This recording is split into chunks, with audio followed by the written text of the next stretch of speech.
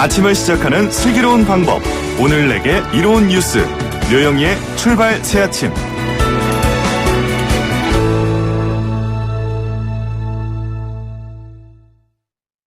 류영희의 출발 새아침 3부 시작했습니다. 오늘 3부에서는요. 우리 경제 얘기 좀 집중해 볼까 하는데요. 특히 그 부동산에 관련된 얘기를 좀 해볼까 합니다. 실제로 국토부하고 경실련에 지금 서로 반박하는 얘기들이 많이 나오고 있는데요.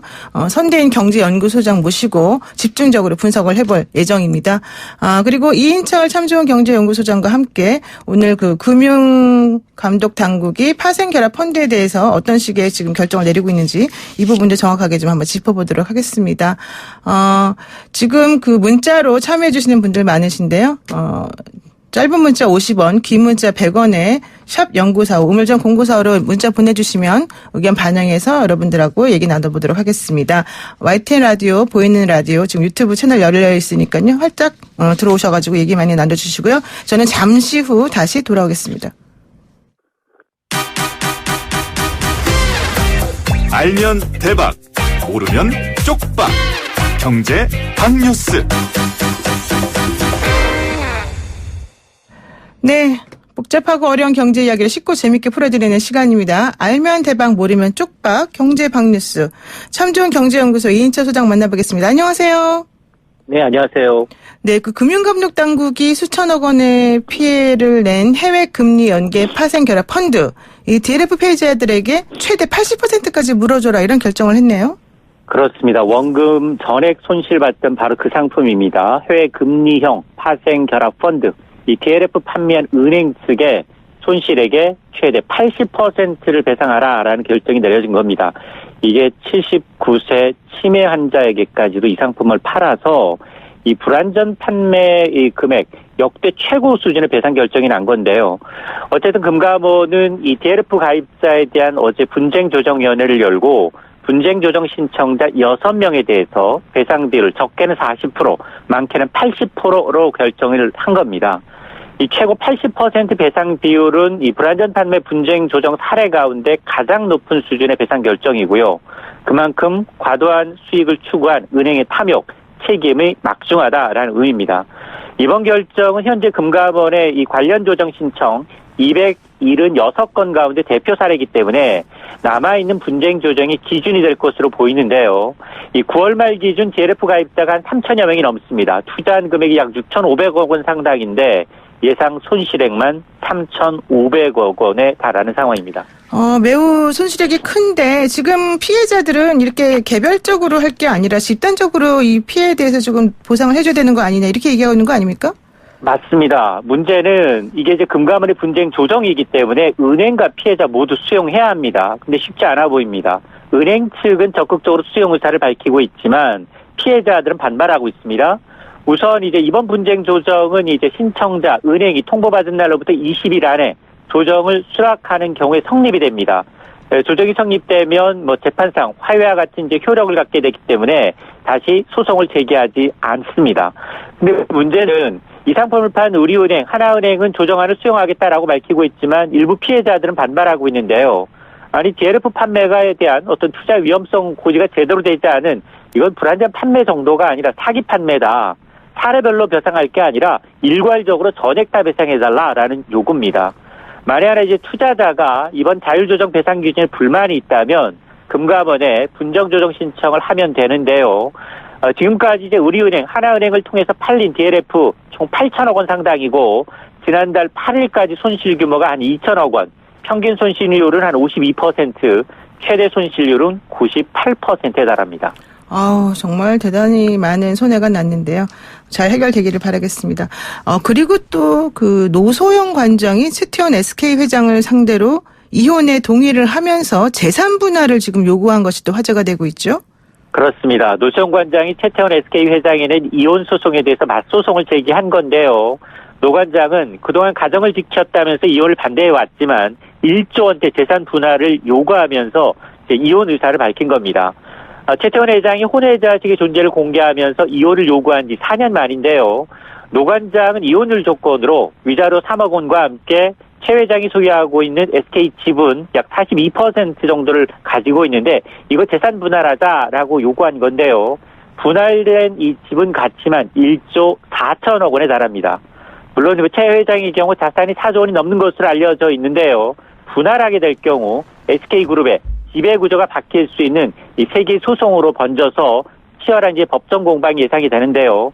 그러니까 노 관장의 요구가 어느 정도 받아들여질지는 이 부분은 노 변호사님이 전문가시니까 알기 쉽게 좀 설명 좀 부탁드립니다. 네, 기본적으로 이제 이혼을 양쪽에서 이혼하는 것에 동의를 했기 때문에 관건은 재산 분할이 되겠는데요. 문제는 노 관장이 이 SK 현재 이 재산 형성에 얼마나 기여를 했느냐가 매우 중요하거든요. 근데 변호사 측에서 42.3%라고 하는 상당히 특이한 이런 그 분할 비율을 요구한 것을 보면은 아마 계산을 좀 되게 복잡한 과정을 거쳐서 한 것 같아요. 그래서 현실적으로는 지금 이게 얼마나 받아들일지는 모르겠습니다. 왜냐하면은 노소영 아트센터 나비관장은 전임 노태우 대통령의 딸로서 당시 SK그룹이 오늘에 이르는 데 큰 기여를 했다라고 하는 게 이쪽 변호사들의 주장이었는데 그거는 사실 계산을 해내기가 그렇게 쉽지는 않는 부분이거든요. 그래서 네. 현실적으로는 지금 이 부분이 어떻게 앞으로 전개될지가 매우 중요하죠. 노 변호사님이 이 소송, 이혼 소송을 맡으면 얼마나 받으실 수 있습니까? 근데 저는 안 그래도 그 얘기 좀 하려고 그랬는데요. 이 변호사들은 기본적으로 착수금 얼마, 뭐 성공보수 얼마인지 이런 식으로 나오는데 재산 분할을 만약에 1조를 했다. 그러면은 경제적 이득가액을 기준으로 따지거든요. 일반적으로는 10%지만 1조에 대한 10%를 줄 리는 없고, 상당히 많은 그런 그 성공보수가 예상이 되고 있어서 좀 기대가 성공보수가 크죠. 아니라 1조 4천억 원 요구했으니까 노세훈 관장이 얼마나 받을 수 있냐고 이걸 여쭤본 거예요. 그거는 제가 지금 말씀드렸잖아요. 정확히 모른다. 그건 제가 그렇게 알 수가 얘기하면 없습니다. 안 들어와요, 섭외가. 이혼 소송 맡아야죠, 이거를. 큰 건인데. 네, 그거는 또 이제 뭐 좋은 데서 맡고 있으니까 제가 결정할 건 아닌데, 근데 문제는 여러분이 잘 아셔야 될 게 뭐냐면요. 그 위자료를 지급해야 되는 부분이 있지 않습니까? 지금 최태원 회장 같은 경우에는 그렇게 유책 배우자라 하더라도 재산 분할에 있어서는 유책 배우자의 위자료하고는 또 다르게 실제 본인이 얼마나 재산 유지 형성에 기여했는지를 따라서 결정된다는 거. 그런데 저는 좀 이해가 안 가는 게 최태원 회장이 사실은 이혼을 요구할 때 그걸 몰랐을 리가 없기 때문에 지금 1조 뭐 얼마 요구하는 거 이거 충분히 예상했을 것이고요. 보통 30년 이상 산 부부들에 대해서는 5대5 정도의 비율로 요구를 하더라고요. 그러니까 인정을 해주더라고요. 그래서 이게 아무래도 앞으로 세계 재판이 될 가능성이 좀 매우 높다 이렇게 좀 보고 있습니다. 어떻게 한 5천억 정도는 가능할까요? 우리 이인철 소장님 요즘은 힘드신 것 같은데요. 우리 남의 재산 가지고 너무 관심 있게 얘기하는 것 같습니다. 네, 오늘 여기까지 말씀 듣겠습니다. 고맙습니다. 수고하셨습니다. 네, 지금까지 참 좋은 경제연구소 이인철 소장이었습니다.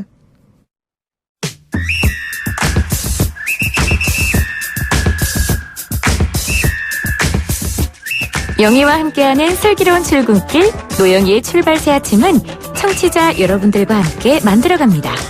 짧은 문자 50원, 긴 문자 100원의 유료 문자 샵 0945, 우물정 0945로 문자 보내주시거나 유튜브 보이는 라디오 댓글창, YTN 라디오 어플리케이션 예스를 통해 여러분의 목소리를 들려주세요. FM 94.5MHz YTN 라디오 노영희의 출발 새 아침.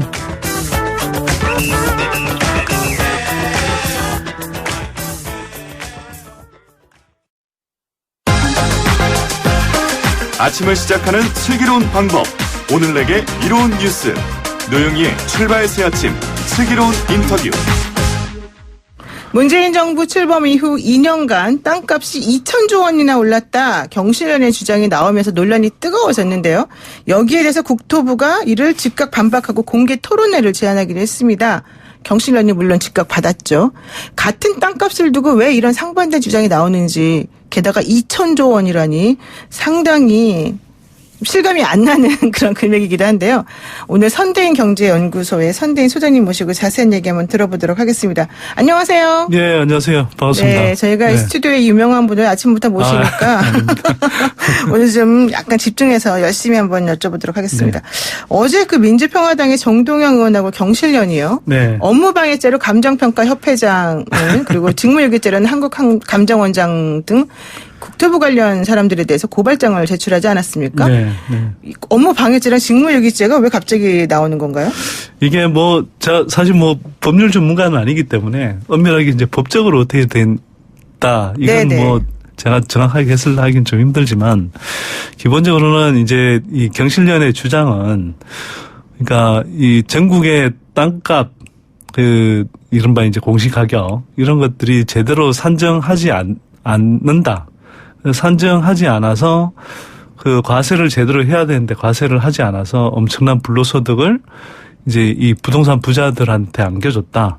그런 과정에서 제대로 이제 그러니까 이런 가격을 제대로 산정해서 과세를 해야 되는 행정당국의 업무를 방해했다. 네. 또 한편으로는 이걸 제대로 하지 않았으니 직무유기다. 이런 식으로 이제 좀 주장하고 있는 네. 게 기본 이제 취지로 알고 있습니다. 그러니까 우리나라 부동산이 항상 공시지가하고 실거래가가 상당히 차이가 그동안 많이 났었기 때문에 네. 그 부분 관련해 가지고 공시지가를 결정하는 네. 일을 하는 사람들이 일을 제대로 안 했고 네. 터무니없이 낮게 이거를 책정했기 때문에 네. 그로 인해서 오히려 토지 부자들 혹은 부동산 부자들이 네. 세금에서 많은 이득을 얻었다. 이게 요점 아니겠습니까? 네, 네. 근데 이런 주장이 맞습니까? 어떻게 보세요? 큰 틀의 취지는 맞다고 저는 생각을 하고요. 큰 틀의 취지는 맞다. 네네. 예. 그런데 다만 이제 경실련이 이게 추정하는 과정에서 좀 지나치게 과도한 일반화를 해서 시세 반영률을 이제 지나치게 좀 낮게 잡은 것 아니냐. 그래서 네. 좀 그 경실련이 전국 땅값이나 부동산 가격을 다 조사할 수는 없거든요. 네. 일부 이제 조사한 사례인데 그걸 이제 전국이 다 그런 것처럼 이제 일반화해서 이제 추정을 했다라는 게 제가 볼 땐 좀 문제이고요. 그런데 큰 틀의 취지는 맞다라고 제가 보는 이유는 뭐냐면 국토부에서 계속 이제 그 공시가격 현실화율이 한 4%인가 그러니까 한 60% 이상 된다고 계속 이야기를 하지만 네. 제가 이제 좀 그동안 조사해 본 바로도 그렇고 전반적으로 주로 부동산 부자들이 갖고 있는 네. 큰 토지라든지 또 상업용 건물이라든지 빌딩 이런 것들의 시세 반영률은 국토부가 발표하는 것보다 상당히 좀 낮은 편입니다. 네. 예, 그리고 제가 한 방송사와 함께 이제 한 2년 전에였나요? 네. 2년 전에, 지난해였네요. 지난해 초에 그 삼성 에버랜드 땅값의 이제 시세 반영률을 조사해 본 적이 있는데. 네. 그때 경우는 공시지가 반영률이 한 40%, 시세 반영률이 한 40% 조금 넘는 수준이었거든요. 네. 그러니까 상당한 부분에서 분명히 제대로 시세 반영이 안 되고 있다. 이런 취지 자체는 경실련이 이제 제기하는 문제 제기가 상당히 좀 옳은 부분도 있다. 이렇게 볼 수 있죠. 근데 감정평가를 하는 사실 방식이 이제 여러 가지가 있을 수가 네. 있습니다만은 어쨌든 기본적으로 이제 표준지를 정하고 네. 그 주변에 땅값이 거래되는 내역이라든가 네. 이런 걸 계산해가지고 네. 그 차이를 좀 보면서 또 네. 해당 부동산의 감정가를 정하잖아요. 네네. 근데 이제 감정평가 방법이 사실은 감정 업무를 전문으로 하는 분들 마다마다 원래는 네. 조금씩 다를 수도 있을 것 같은데 이 협회에서 어느 정도 가이드라인을 줘가지고 또 사실 진행이 되는 방식이 있더라고요. 그러니까 이제 국토부가 이제 전반적으로 국토부가 이제 예산을 쓰죠. 그래서 한국감정원하고 이제 한국 감정평가사 협회. 네. 에서 이제 이 업무를 구체적으로 수행하는데 감정평가사 협회는 또 지역별로 이걸 담당하는 또 감정평가 회원 법인을 그렇죠. 따로 이제 지정해서 진행을 합니다. 그러니까 이른바 좀 경쟁 시스템은 배제되어 있는 거고요. 네, 맞습니다. 지역별로 이제 딱 지정돼서 이렇게 하는 거죠. 그러다 보니까 이제 가이드라인이랍시고 주는데 이게 이제 감정평가사들 나름대로 이제 다 좀 주관이 많이 개입되는 상황이고요.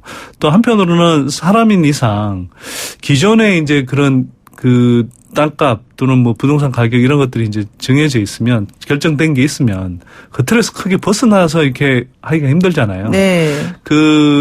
예를 들어서 주변 이제 부동산 가격이 크게 변동할 요인이 있다 그러면 다시 이제 들여다보고 그걸 가지고 하지만 안 그런 경우는 대체로 그냥 그 전에 했던 거에서 어느 정도 이렇게 플러스 마이너스 해서 이렇게 이제 좀 평가를 하는 경우들이 많거든요. 네. 보면.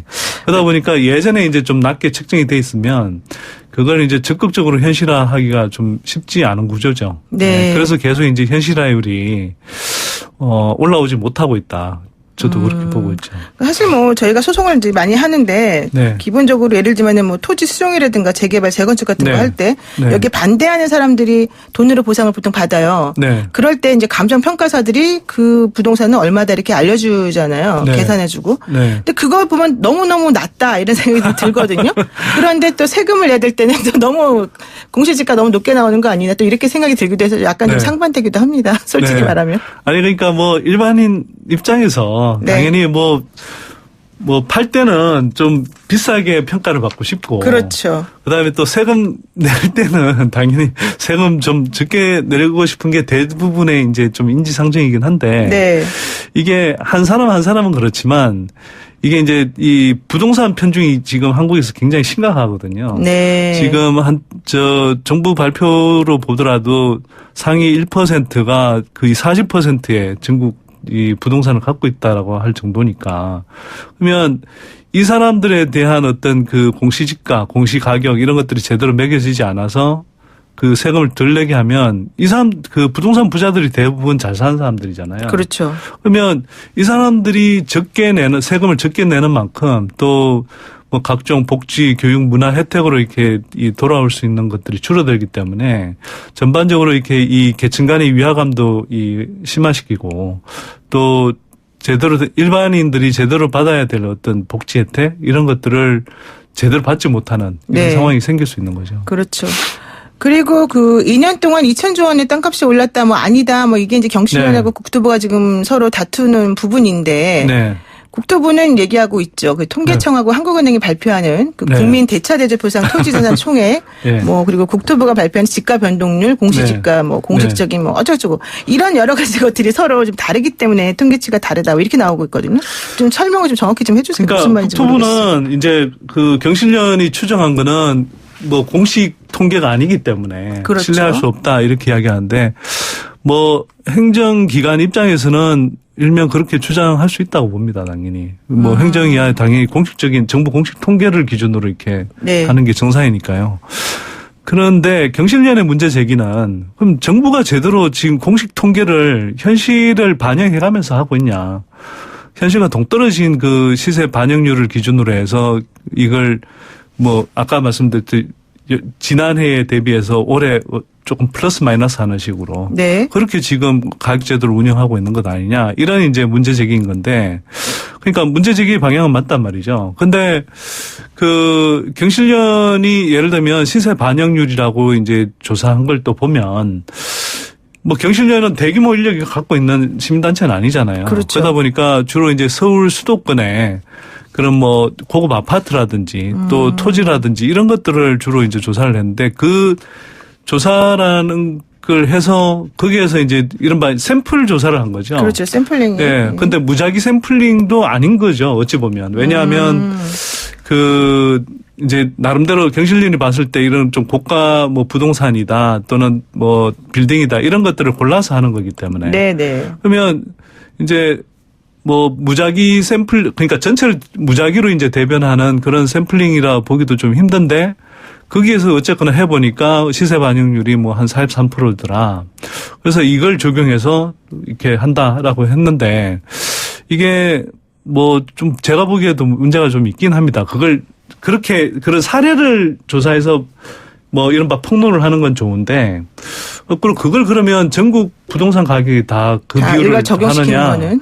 그건 제가 좀 보기엔 문제가 있다고 보죠. 예를 들면 제가 이제 경기도 부동산 정책위원회 위원장이기도 한데요. 네.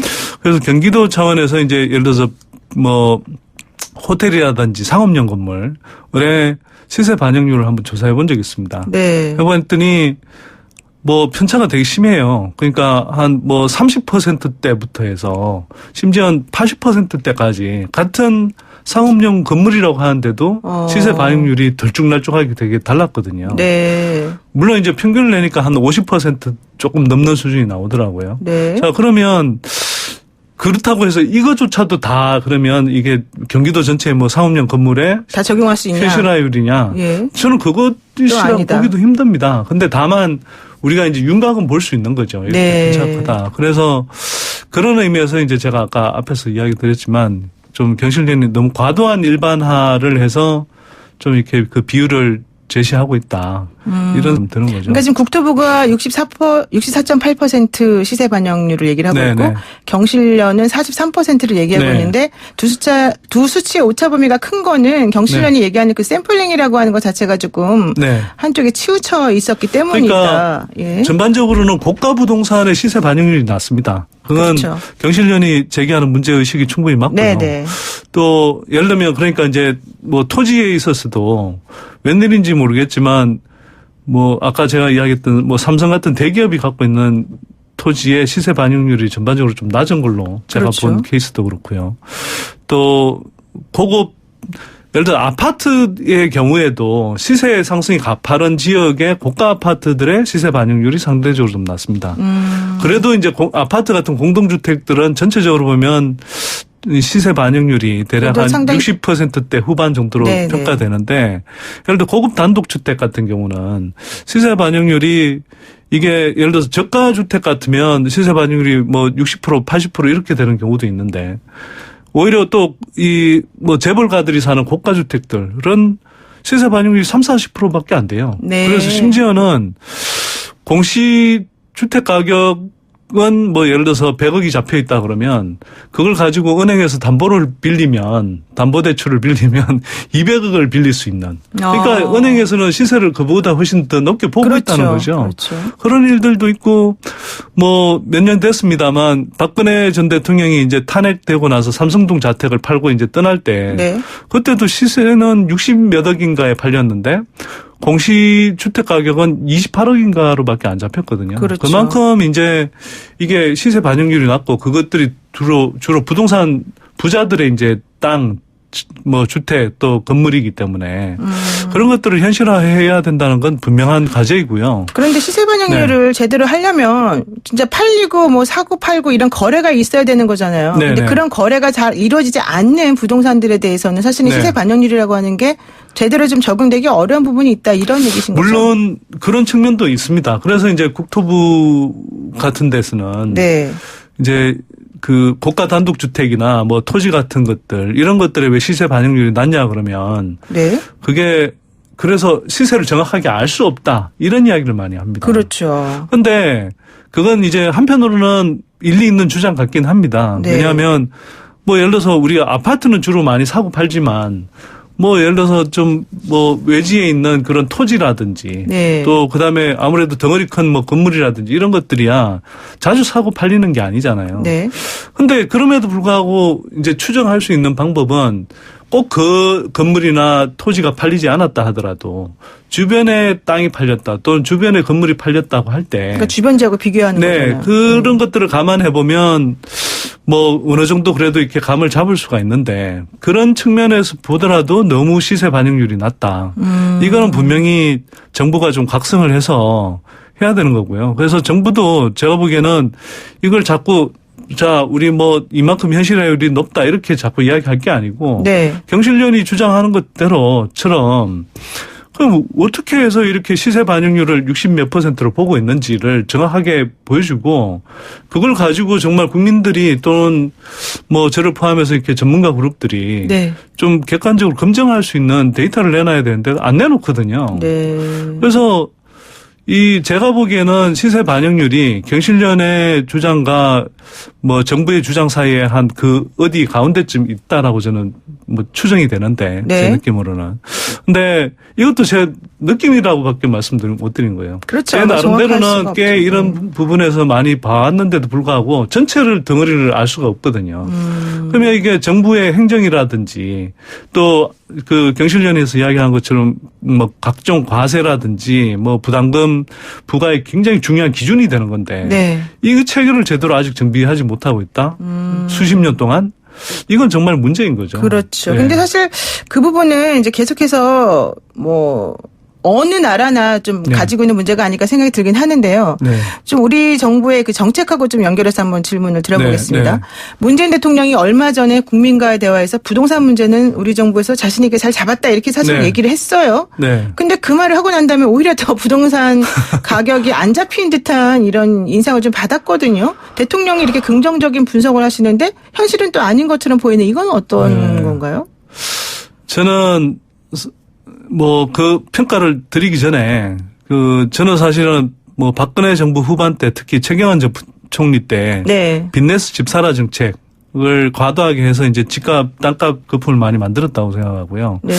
그래서 그게 굉장히 비판적이었고 문재인 정부는 대체로 그래도 그런 과도한 이제 부동산 가격 부추기를 시도하지 않고 최대한 좀 그래도 안정 의지를 가지고 가려고 한다는 측면에서는 가능하면 좀 호의적으로 이제 평가를 해왔던 편이고 그러려고 했었죠. 근데 그런데 네. 최근에 이제 좀 스탠스를 보면서 문재인 정부가 제대로 정말 부동산 가격을 잡을 의지가 부동산 시장을 안정시킬 강력한 의지가 있느냐에 대해서 좀 의심스럽습니다. 왜요? 대통령은 그렇게 판단하신지 모르겠는데 문 대통령께서는요. 네. 실제로 그러려면 정말 이 서민 주거 관점에서 제대로 된 전문가 그룹들이 그냥 말로만이 아니라 뭐 청와대라든지 또 국토부 등 관련한 어떤 정책 라인에 포진하고 있어야 되는데 제가 아는 한 거의 없습니다. 네.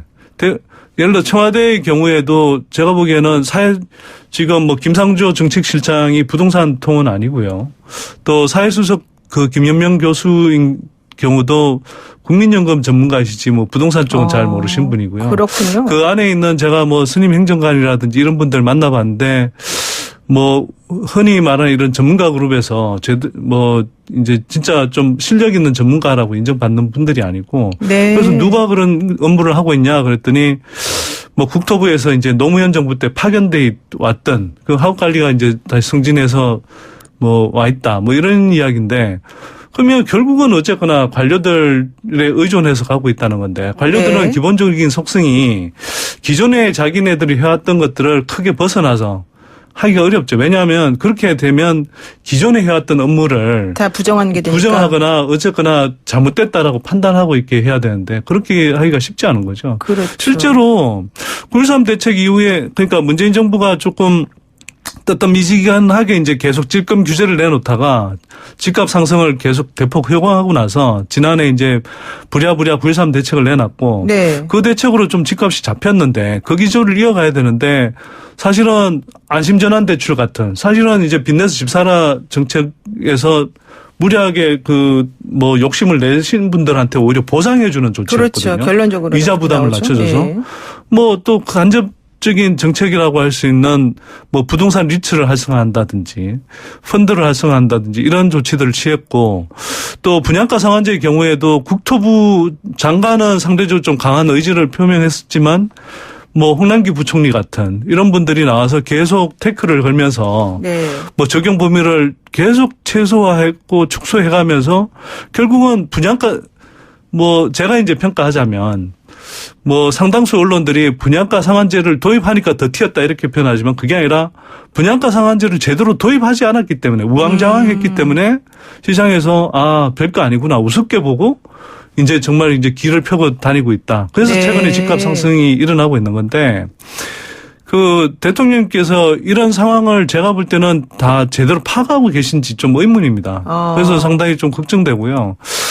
물론 이제 집값이 워낙 많이 오른 상태이기 때문에 여기서 추가적으로 오른다라는 것은 그러니까 오를 수는 있으나 지금 제가 볼 때는 집값 수준이 뭐 신체에 비유하자면 어깨 네. 정도까지는 올라와 있기 때문에 뭐 투자 관점에서 생각하는 사람들 입장에서 봐도 그렇게 쓱 좋은 상황은 아닙니다. 그럼에도 불구하고 뭐 내년 총선 정도까지는 이런 분위기에서는 오를 수 있지 않겠냐 좀 걱정이 되고요. 네. 집값이 자꾸 이제 땅값이 오르면 오를수록 또 국민 경제 전체가 돌아오는 부담이 커지기 때문에 좀 그 부동산 정책 라인을 정말 재구성해야 되고 기존의 정책이 좀 너무 미온적이지 않았나 이런 것들을 좀 반성할 필요가 있다고 생각합니다. 그러니까 이제 분양가 상한제를 이제 시행한다는 얘기가 났을 때는 사람들이 반짝 긴장했는데 네.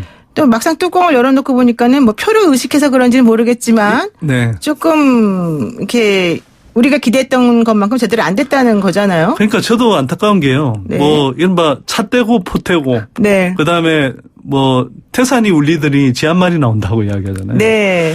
좀 그런 격이 비슷하다고 보는 거죠. 그러니까 분양가 상한제가 제가 볼 땐 제대로 도입된 게 아니라고 봅니다. 왜냐하면 엄포는 많이 났는데 실제로 적용된 걸 보면 일단 한 뭐 절반 이상의 재건축 단지를 그 총선 정도 전까지 네, 그 적용 대상을 유예해 줬고요. 그렇죠. 그다음에 또 그나마 좀 문제됐던 지역들도 대부분 동단위로 해서 그리고 뭐 핀셋 규제라는 이름하에 굉장히 그 범위를 축소했고 네. 그다음에 더 중요한 건 뭐냐면 이렇게 해서 얼마나 가격을 떨어뜨릴 수 있는데 하면 기존에 주택도시보증공사라는 기관을 통해서 이 분양가를 이제 나름 통제했는데 그거보다 한 5% 10% 정도 더 강화하는 수준? 이걸 가지고 지금 뭐 잘했다 뭐, 이렇게 예. 하기가 어렵죠. 이걸 가지고 제대로 된 분양가 상한제다? 제가 보기엔 좀 어렵다고 봅니다. 네. 그러면은 지금 사실 저는 부동산이라고 하는 게 결국 심리가 가장 중요하고 가장 중요한 건 아니고요. 중요한 건 인프라고 네, 뭐 돈줄이 제일 중요한데 돈줄이 제일 중요해요. 뭐 단기적으로 이제 심리에 의해서 많이 좌우가 되죠. 네, 그러니까 네. 부동산 정책이 어쨌든 성공하려면 네. 사람들이 부동산에 뭐 투자해봤자 별로 남는 게 없더라 이런 식으로 네. 생각을 해야지 사실은 네. 이게 성공하는 거잖아요. 네. 근데 그렇게 하기 위해서 여러 가지 변수들이 들어간단 말이죠. 네. 근데 지금 네. 말씀은 그런 변수들을 제대로 파악하지 못하고 네. 주먹구구식으로 자꾸 정책을 운영하는 것이 예전부터 쭉 이어져 왔다. 이게 네. 이제 문제다 이런 식으로 제가 좀 들리는데 네. 네. 그렇다면은 문재인 정부 부동산 정책이 네. 앞으로 어떤 방향으로 가야 된다는 거예요? 저는 좀 더 과감했으면 좋겠습니다. 과감해야 된다. 네. 자꾸 이게 핀셋 규제라는 이야기를 자꾸 하는데요. 네. 지금까지 문재인 정부의 정책을 보면 핀셋 규제를 일관해 왔어요. 근데 내용을 뜯어보면 결국은 그게 찔끔 규제라는 거거든요. 아, 찔끔 규제다. 네. 예. 그러니까 여기가 지금 문제가 되니까 두더지 튀어 올라오면 우리 두더지 잡기 게임처럼 그렇죠. 여기 그거 튀어 잡으면? 올라오면 그게 두들겨 패겠다는 건데 그러면 투기에너지가 다른 지역으로 옮겨간단 말이에요. 네. 규제가 없는 지역으로. 네, 풍선 그럼 거기 효과처럼. 또 네. 풍선 효과라고 하죠. 그래서 네. 그래서 거기 또 두들겨 잡는다고 이제 뭐 핀셋 규제를 하고. 근데 그러다 보면 계속 두더지 잡기식으로 따라다니다 보면 네. 결국은 돌아가면서 계속 뭐 집값 땅값이 올라 있는 거 아니겠습니까? 그렇죠. 이게 지금 몇 년간 지금 이렇게 되풀이 해왔으면 이게 안 된다는 걸 인정하고 이제는 그러니까 전국적으로 보편적인 그런 규제 체제를 만들고 그다음에 분양가 상한제 같은 것만 하더라도 신용만 내는 게 아니라 정말 제대로 과감하게 해야 되는데 이게 뭐 총선을 앞둔 정치적 고려인 건지 모르겠지만 좀 그렇지 못하단 말이에요. 네. 그래서 자꾸 뭐 정책 당국자가 나와서 제가 예를 들면 이렇게 핀셋 규제하고 나서 집값이 더 뛴다. 그러면 뭐 범위를 확대하겠다. 이렇게 자꾸 엄포를 넣는데 지금도 이미 집값 많이 뛰지 않았나요? 너무 많이 떴죠. 그럼 사실. 그냥 하면 될 것인데 맨날 엄포만. 규제는 찔끔하고 엄포만 놓고 있고 그러고 나서는 언론들이 이제 반발을 하는 거죠. 그러니까 뭐 부동산 부자들을 이렇게 대변하는 언론들이 자 그러면 봐라 이렇게 규제한다고 그러니까 튀지 않았냐. 이렇게 이제 공격을 받는데, 실제로는 제대로 해보지도 못하고, 공격대로 받고, 그러다 보니까 정말 효과 없는 것처럼 언론에 비춰지고, 네. 이 국민들도 그렇게 그러니까 국민들이 안 믿고. 예, 이렇게 네. 악순환이 되풀이 되는데, 자칫 잘못하다가 노무현 정부 후반기 때도 이렇게 하다가 부동산 가격 폭등을 이렇게 허용해서 사실 굉장히 미심이 악화됐었거든요. 네, 그렇죠. 지금 문재인 정부가 굉장히 중요한 기로에 있다고 저는 보는 거고요. 그래서 정말 경각심을 가지고 해야 된다. 네. 그리고 시장 판단을 제대로 하고 있느냐. 거기에 대해서 저도 좀 의문스러운데 얼마 전에 분양가 상한제 발표하면서 부산 지역의 경우에 투기과열지구에서 해제했습니다. 네. 근데 부산은 지금 집값 조정이 다 끝나고 지금 상승세로 막 돌아서려고 하는 분위기거든요. 그러면 계속 유지해야 되는데 그동안 조정 많이 받았다고 한 마이너스 3, 4% 떨어졌는데 그게 조정 많이 받은 겁니까? 그거 조정 많이 받았다고 해제하겠다는 풀어준다, 거예요. 그러면 안 된다. 예. 네, 그럼 지금 뭐 나름 부동산 시장에 눈치 빠른 세력들은 다 부산으로 다시 물려갈 겁니다. 아, 그렇군요. 그러니까 이게 정부 내에서 제대로 시장을 모니터하고 판단하고 있는지 네. 진짜 걱정이 되고요. 네. 정말 좀 가단성 있게 했으면 좋겠다. 네, 그렇군요. 오늘 말씀 여기까지 듣겠습니다. 고맙습니다. 네, 고맙습니다. 네, 지금까지 선대인 경제연구소장과 함께했습니다.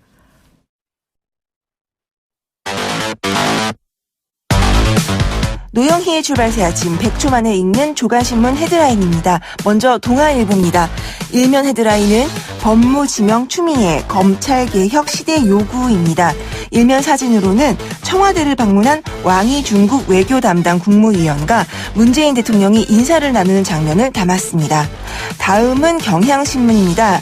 일면 헤드라인 역시 추미애 후보자의 발언으로 잡았네요. 추미애 검찰개혁 시대적 요구입니다. 일면 사진은 법무부 장관에 내정된 추미애 더불어민주당 의원의 모습을 담았습니다. 조선일보 볼까요? 일면 헤드라인 송철호, 송병기 행정관 작년 초 청와대 인근 회동입니다. 오늘의 일면 작은 기사 한겨레입니다. 불황의 중공업 도시 아빠 벌이 따라 신분 갈린 청년들인데요. 조선업 부진 속에 지역 경제가 침체되고 있는 거제, 창원 등의 지역에서 발생하고 있는 청년들의 삶과 계급화에 주목했습니다.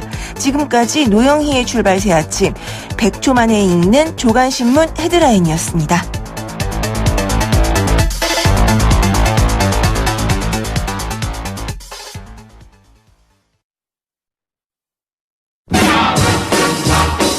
뉴스 탐구 생활 힙 헐 김대호의 연애 동그랑땡. 네, 연말이 되고 있습니다. 연말이 다가오면은 우리가 또 기대하는 게 여러 개 있죠. 뭐 선물을 뭘 받을까? 누구랑 어떻게 즐겁게 지내고 따뜻하게 보낼까도 있지만은 시상식이 또 많아서 어떤 일련의 결산이 이루어질까 이런 걸 좀 궁금하게 여기는 건데요. 국내를 넘어 아시아에서도 최대 규모로 손꼽히는 엠넷 아시안 뮤직 어워즈 일명 마마가 지난 4일 일본 나고야에서 열렸습니다.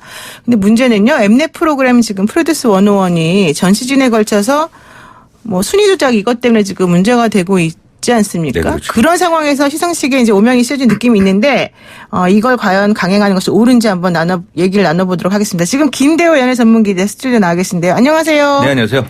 네, 제가 사실 뭐 소개도 하기 전에 뭐 동의를 먼저 구해버려가지고 자, 그 엠넷 아시안 뮤직 어워즈 2019 이 일명 마마가 지난 4일 수요일 일본 나고야 돔에서 열렸는데요. 우선 좀 간단하게 내용을 전해주시죠.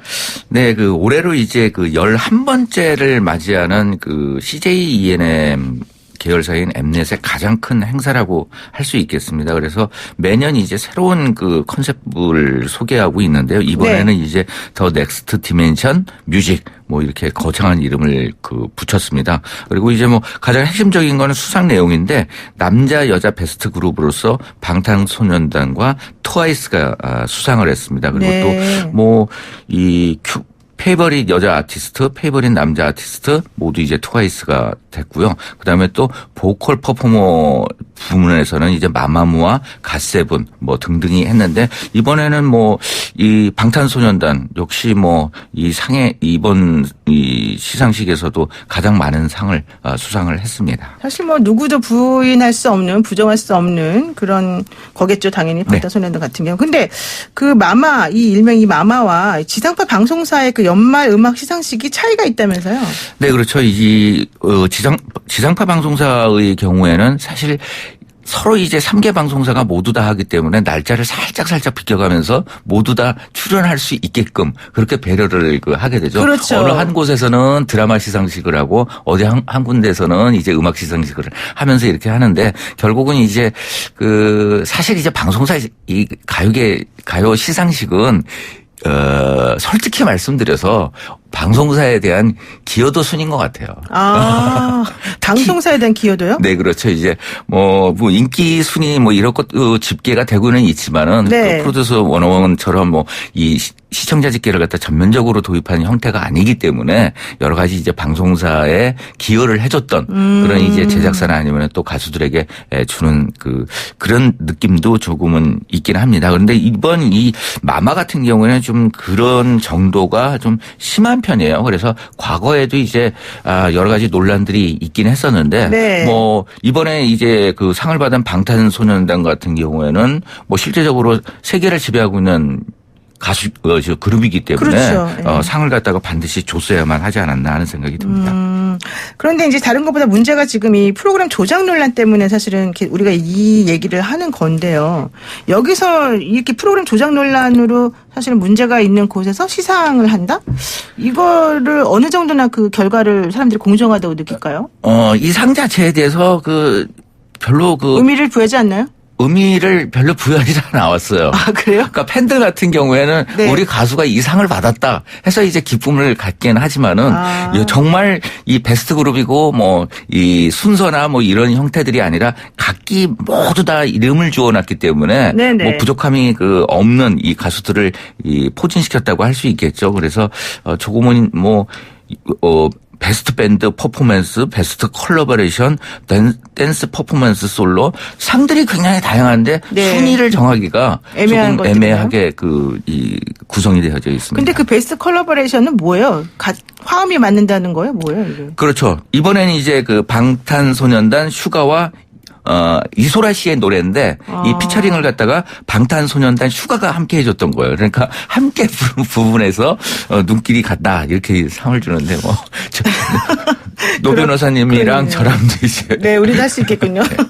근데 예전에도 이런 식의 문제가 좀 여러 번 있었지 않나요? 네, 이 마마 같은 경우에 이제 해외에서 주로 이제 시상식이 열립니다. 그래서 아시안이라는 타이틀을 걸고 있기 때문에 이 부분은 뭐 싱가포르나 홍콩 등지에서 열리고 있는데요. 네. 여러 가지 문제점이 있었죠. 그래서 이 최고 경영진이 타고 가는 전용기에 이 인기순 혹은 이제 특정 가수들만 태워서 간다든지 아니면 또 이제 인기도나 아니면은 또 이런 순서에 의해서 퍼스트 클래스, 비즈니스 클래스, 이코노미까지 나눠서 보낸다거나 조금 치사한 느낌이 듭니다만. 많이 그리고 이걸 갖다 실질적으로 당했던 이 가수들 같은 경우는 그렇죠. 굉장히 서운하고 기분 나쁠 것 그렇죠. 같아요. 그리고 또 이제 굉장히 또 친하고 이 기여도가 높은 가수들에 대해서는 행사가 끝난 이후에 2일에서 뒤풀이도? 3일간의 네. 뒤풀이를 갖다가 하게 하고 오고 하면서 좀 위화감 조성들이 굉장히 컸었는데 네. 뭐 이번에는 제가 이제 함께 가지는 않았었기 때문에 그런 부분이 있었는지는 확인이 되지 않고 있습니다만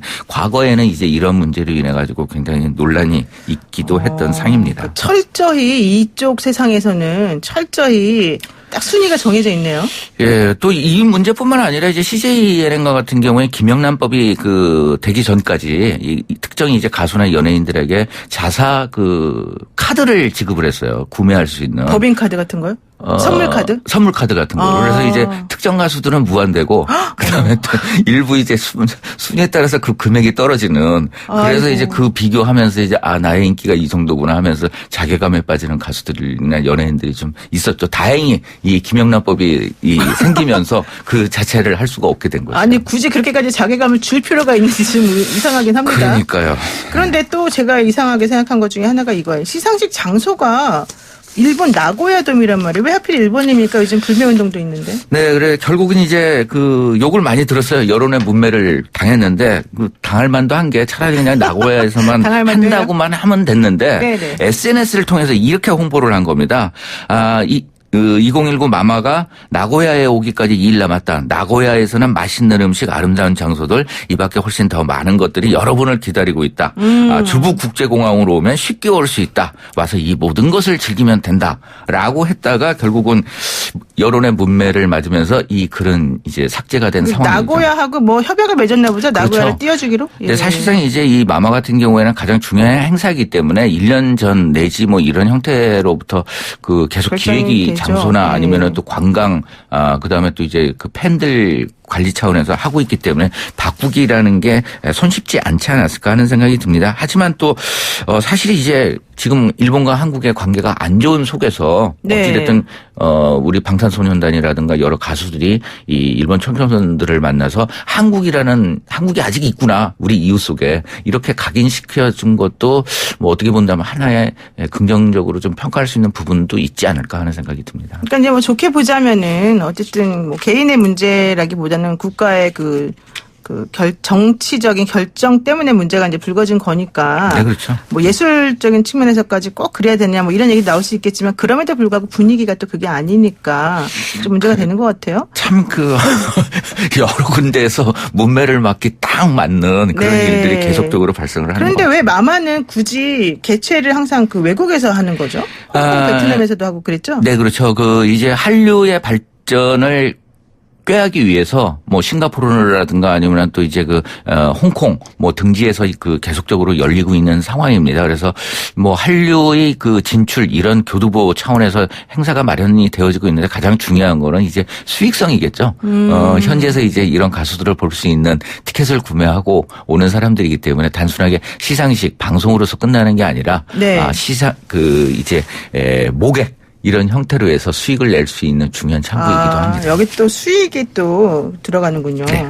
근데 어쨌든 이번 마마에 대해서 대중들은 그러면 어떤 반응을 보이고 있나요?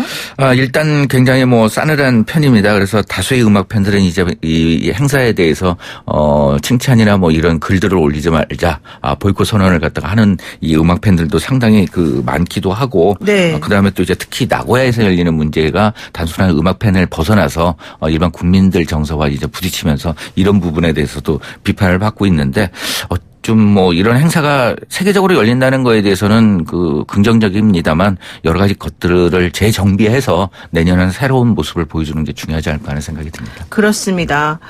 그리고 이제 프로듀스 101 소식을 한번 여쭤볼게요. 지금 순위 조작 의혹으로 이제 조사를 받고 있는 프로듀스 101에 대해서 검찰이 모든 시즌, 그러니까 이번 시즌만이 아니라 모든 시즌에 걸쳐서 시청자 투표 조작이 있었다. 이렇게 지금 확인해 주지 않았습니까? 그렇습니다. 이번에 이제 국회에서 이 판결문을 요구해가지고 이 내용에 대해서 공개가 됐어요. 네. 공개가 됐는데 여기에서 모든 것들이 드러난 상황입니다. 그래서 네. 시즌 1, 시즌 1이나 시즌 2 같은 경우에도 굉장히 미리 정해놓은 흔적이 있고 특히 제가 주목되는 부분은 시즌 3과 같은 경우에는 지난해 8월 회의실에서 20여 명의 연습생 가운데 데뷔시키고 싶은 연습생 12명의 순위를 미리 정해서 이제 득표 비율을 정해놨고 네. 이미 정해놨던 것이죠. 그리고 또 다른 이제 부분에 대해서도 개별적으로 이 순위권 바깥에 있는 사람을 온라인 투표와 그다음에 또 생방송 투표 이 순위를 바꾸면서 또 조작을 해놨고 그다음에 또 이제 60위권 밖에 있던 사람을 갑자기 또 올려놓고 예. 이런 형태로 해서 전반적으로 다 한마디로 말씀드리면 방송국 픽이지 않았나. 대국민 국민 프로듀스 픽이 아니라 그렇죠. 그런 형태가 되어져서 지금 현재는 이제 구체적인 이름이 드러나 있기 때문에 실제적으로 순위가 조작된 해당자들. 네. 그러니까 빠진 사람은 억울한 거고 그다음에 그렇죠. 안 들어가야 할 사람이 올라온 부분에 대해서 공개돼서 이 부분에 대해서 지금 여러 가지 이야기들이 갑론을박이 이루어지고 있는 상황입니다. 지금 팬들도 분노가 상당할 것 같은데 이 프로그램 통해서 데뷔한 그룹 같은 경우는 이제 앞으로 어떻게 되는 거예요? 엠넷에서는 어떤 대책, 특단의 대책을 마련하겠다고 그러는데 결국은 이제 대책이 있을까요? 자사에 출연을 시킨다거나 아니면 또 금전적인 보상이라든가 이런 부분 이런 형태이기 때문에 실제적으로 이에 대해서 실망한 그리고 또 좌절한 이런 연습생들에 대해서 다독여줄 그런 어떤 특단의 대책이 나올 수 있지 않을까 하는 네. 생각이 듭니다. 네. 그럼 이제 이 주제 하나 얘기하고 들어가죠. 지난주에 가수 정준영 씨가 집단 성폭행과 불법 촬영 등의 혐의로 징역 6년을 선고받았습니다. 네. 1심에서 판결문이 공개되면서 정준영 씨가 무슨 잘못을 저질렀는지 범죄 행위가 공개가 됐는데요. 이거 어떻게 된 겁니까? 네, 재판부가 참 애정어린 그러니까 조금 불쌍한 애정어린요? 네. 그런 표현들이 들어가 있는 것 같아요. 하지만 그래도 처벌을 한다. 이런 내용인데 이들의 연령이 어리긴 하지만 네. 감형 사유였었겠죠. 그리고 또 호기심 어린 장난을 치기에는 각 범행의 피해가 상당히 크고 피해 회복 역시 이루어지지 않았다. 그렇죠. 라고 하면서 굉장히 이제 중형을 선고했습니다. 그리고 또 이제 정준영에 대해서는 특별히 이 항거불능에 처한 피해자를 합동 간음하고 또 이를 나중에 알게 됐을 때 피해자들의 고통이 굉장히 극심했으며 있으며 또 뭐 여러 가지 그 반성하는 모습을 보이고 있지만 그래도 처벌을 한다라고 이야기를 했습니다. 두 사람 모두 이제 그 판결문이 읽어지고 선고가 내려질 때 굵은 눈물을 뚝뚝 흘리긴 했지만은 이미 때는 늦은 상황이었고요. 두 사람은 현재 이제 이 항소장을 제출해서 2심 판단을 받겠다는 전략을 세운 것으로 보여집니다. 그 1심 선고 후에 이들의 반응은 어땠습니까? 짧게. 예. 일부에서는 이제 그 피해자들의 그 어려움이나 이런 것을 고려할 때 굉장히 좀 가벼운 형이 아니냐 이런 얘기가 있고 그다음에 또 얼마 전에 또 배우 강지환 씨 같은 경우에는 집행유예 석방이 됐거든요. 그렇죠. 이 두 가지 사건을 비교하면서 어찌됐든 우리 사회에서 이 성폭행과 이 성과 관련된 범죄가 없어졌으면 하는 바람이 듭니다. 네, 맞습니다. 오늘 말씀 여기까지 듣겠습니다. 고맙습니다. 감사합니다. 네, 지금까지 김대호 연예전문기자였습니다. 네, 앞서 7시 50분 뉴스에서도 전해드렸는데요. 지금 2호선 일부 구간이 운행 지연을 겪고 있습니다. 도심 차량 기지에서 특수 차량이 차단벽에 부딪혀 탈선하면서 신도림과 까치산을 오가는 2호선 신정지산 열차 운행이 일부 지연되고 있습니다. 늦은 출근 준비하고 계신 분들 참고하시면 좋겠고요. 이번 주부터 저희 노영의 출발새 아침 7시 정각 그리고 3, 4분은 8시 정각에 찾아뵙고 있습니다. 어떠신지요? 더 빠르게 만나는 출발새 아침 앞으로도 다양한 변화를 준비하고 있으니까 많이 기대해 주시고요. 노영의 출발새 아침은 다음 주 월요일 아침 7시 정각에 변함없이 슬기로운 내용으로 찾아뵙겠습니다. 고맙습니다.